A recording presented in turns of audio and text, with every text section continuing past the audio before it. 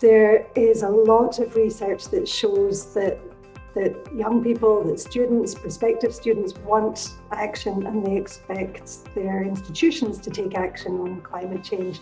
Our sector, international education, that while it has such wonderful benefits attached, that it also comes with an environmental cost, that our models of operating, our models of student mobility have all been so very heavily focused on air travel.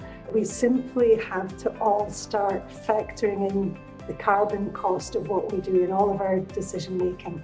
And when you start doing that, you start designing a quite different operating model. The pandemic has brought to the forefront the impact of travel for international student recruitment, mobility, exchange and partnership work, and what impact it has on the environment. And that's raised questions about whether the level of travel really is still required.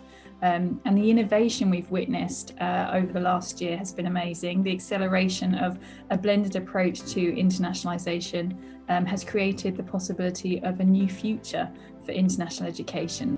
We as a sector need to think about, it's a reminder what is important.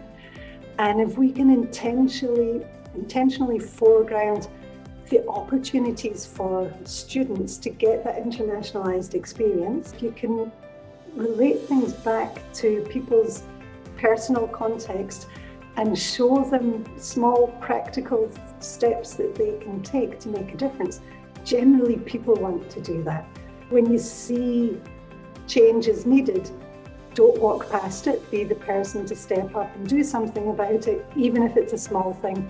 I want people to think about what can I do and what can I do on a bigger level.